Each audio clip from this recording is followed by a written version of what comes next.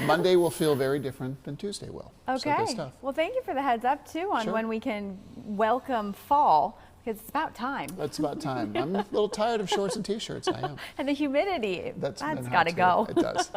All right, Brian. Well, ahead of the weekend, of course, it's Friday morning, so we'd like to check in with our friend to the program, local film critic Dale Pollack, to find out what to watch. Good morning, Dale. Good morning, Audrey. Good morning, Brian. Great to be with you. Good to see you, my friend. All right, let's get things started. I love your reviews. We're going to talk first about something on Netflix, Apollo 13 Survival. What's it like? Well, we were just talking about the tragedy in Western North Carolina, and this was a tragedy that happened in outer space. And most of us remember the 1995 movie, Apollo 13, that starred Tom Hanks as the lead, Jim Lovell, the lead astronaut, directed by Ron Howard. Wonderful movie, maybe the best movie ever made about the space program.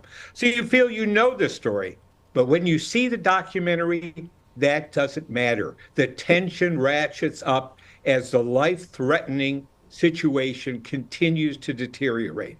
This was a nail-biting documentary, and you know the outcome. So there's real prowess in how this was made, how it's assembled, and you see what you never saw before, which were the astronauts' families, and particularly Jim Lovell's wife, Marilyn, really becomes a major pillar of strength in this film. She never gives up hope. She believes in her husband's ability to get the astronauts back safely, and you're with her in that. And this right up until the very end, when they splash down and finally come out of that capsule, you can breathe a sigh of relief.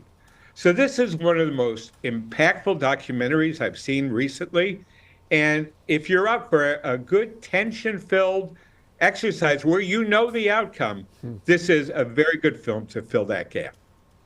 You know, I always felt that, you know, when you're talking about documentaries versus the docudramas that the original Right. Apollo movie was, that when you're actually looking at the live footage and the photos of the families and hearing them say things in their own words, that is so much more powerful than something on a stage somewhere, that they create the drama that way.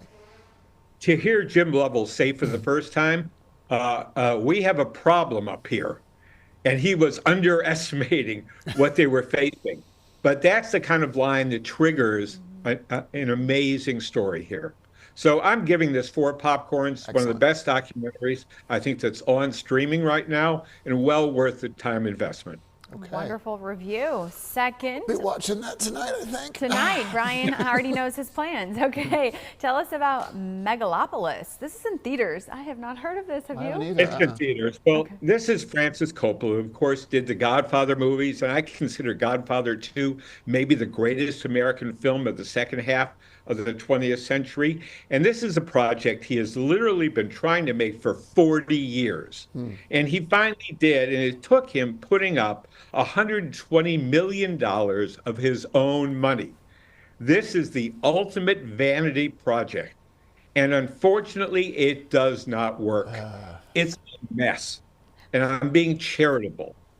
It has a great cast: Adam Driver, Audrey Plaza, Giancarlo Esposito, Jon Voight, Jason Schwartzman, all either relatives or friends of Coppola's, all doing this, I'm sure, for not a lot of money. But I'll be honest with you, it's in the future. It's about an architect who's designing a new way, I don't know of what. I had no idea of what this movie is really about, and that's after 2 hours and 20 minutes. You know, we're spared a little bit. The version that was showed at the Cannes Film Festival in May was 3 hours, so Coppola cut out 40 minutes, didn't make any difference in a positive way, and you're just left scratching your head at this. Sometimes it looks incredible, and there are some wild fantasy kind of sequences. You realize this director has a great visual imagination, but he's also almost 80. And, you know, this is a tough art form to be successful in as you advance in your years. It's a young people's medium for the most part. Okay. So the fact that he's held on to this for so long, and I just don't think it has any relationship to an audience. I'm amazed it actually got released in the United States. I think that was on the strength of his name and of the cast. But this is one best forgotten And it's a shame to see Francis Coppola end his career with such a flat tire. Gosh, it looks like such an expensive production too. Yes. You know, he spent so much of his own money on it, and then he for it did. really not to To just fall apart like yeah, that. 2 popcorns, Yeah, Dale. Yeah, I haven't seen a good review of this movie, to be honest with you. I'm Okay. surprised you didn't give it 1 popcorn with all of that. Well, it's the negativity. cast and the look of it. Yeah, The look that's is true. pretty amazing, but it's not a story that you can follow. Okay. I feel like a lot of these ensemble casts, like big productions, sometimes fall on their face before they even get going, you know, before they even launch too. But all right, Dale, we can talk to you all day, and we love to talk to you all day, but we are running out of time. So I do want to get to our third one. The Joker sequel is in theaters, Folie à Deux. What did you think about that? Folie à deux means shared madness, but when a film like this has a French subtitle, you know you're in trouble. And this film just really, again, this one cost 190 million. It will not make that back.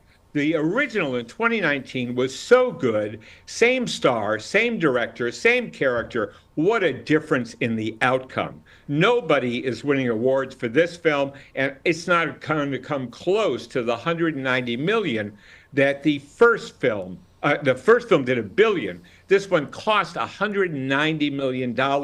It's not a superhero or a supervillain movie. It's more of a musical and a love story.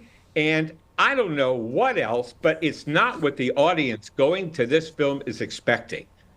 They're expecting another DC villain story. That's not what you're going to get. I mean, Joaquin Phoenix knows his character in and out.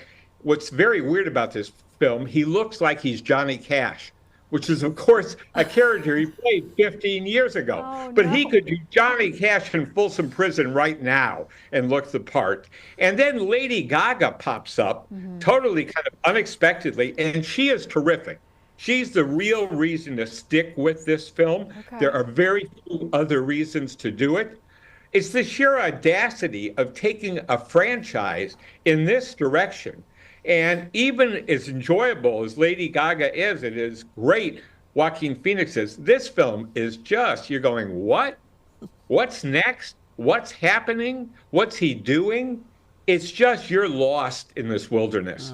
And I just was sort of stunned. I'm giving it 3 popcorns because it is, Wait it a minute, delivers what? it delivers the unexpected. Okay.